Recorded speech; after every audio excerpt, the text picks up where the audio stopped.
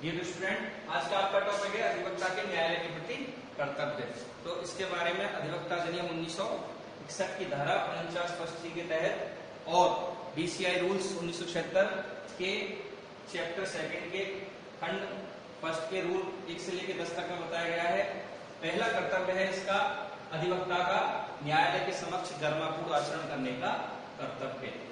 दूसरा है न्यायिक अधिकारी की गरिमा बनाए रखने का कर्तव्य। अधिवक्ता का यह प्रथम और महत्वपूर्ण कर्तव्य है कि वह जब भी न्यायालय में प्रवेश करे तो उसको इस बात का ध्यान रखना चाहिए कि न्यायालय एक महज ईंट पत्थर से बनी हुई इमारत नहीं है, बल्कि वो एक न्याय का मंदिर है और वहां उसे हमेशा गरिमापूर्ण आचरण बनाए रखने का कर्तव्य हमेशा उसको ध्यान रखना चाहिए। इसके साथ ही अधिवक्ता की न्यायिक गरिमा को बनाए रखने का भी अधिवक्ता का कर्तव्य माना जाता है। फिर है न्यायालय के निर्णय को अनुचित साधनों द्वारा प्रभावित न करने का कर्तव्य। अधिवक्ता का यह भी महत्वपूर्ण कर्तव्य है कि वह किसी भी साधन से किसी भी तरीके से न्यायालय की कार्रवाइयों को प्रतिकूल प्रभावित न करे।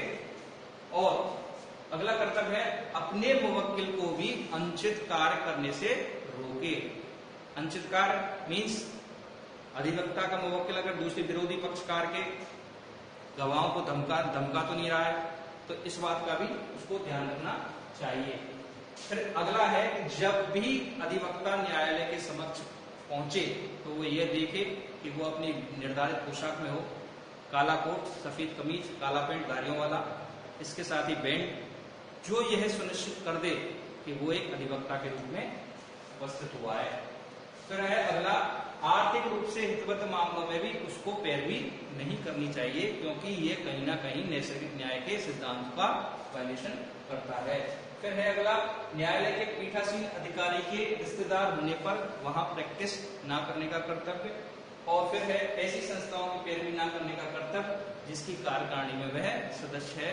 तो ये जो हैं तीनों कर्तव्य ये नैसर्गिक न्याय के वायलेशन से जुड़े हुए हैं। अगर अधिवक्ता ऐसा करता है तो यह माना जाएगा कि उसने नैसर्गिक न्याय का वायलेशन किया है, क्योंकि बिना नैसर्गिक न्याय की केवल किया ही नहीं जाना चाहिए, अपितु दिखाई देना भी चाहिए। तो इस उद्देश्य की प्राप्ति के लिए अधिवक्ता का यह कर्तव्य है कि वह ऐसी जगह प्रैक्टिस ना करे जहां पे उसका कोई पीठासीन अधिकारी रिश्तेदार है। इसके साथ ही उन मामलों की पैरवी ना करे जिन मामलों में आर्थिक रूप से जुड़ा हुआ है, उन संस्थाओं की पैरवी ना करे जिन संस्थाओं में वह कार्यकारिणी का सदस्य है। तो हम देखते हैं कि अधिवक्ता के न्यायालय के प्रति कर्तव्य हैं जिनके माध्यम से अधिवक्ता को जागरूक रखा गया है। अधिवक्ता पर मॉरल ड्यूटी डाली गई है कि वह इन चीजों की जरूर ध्यान रखे। ठीक है, ओके।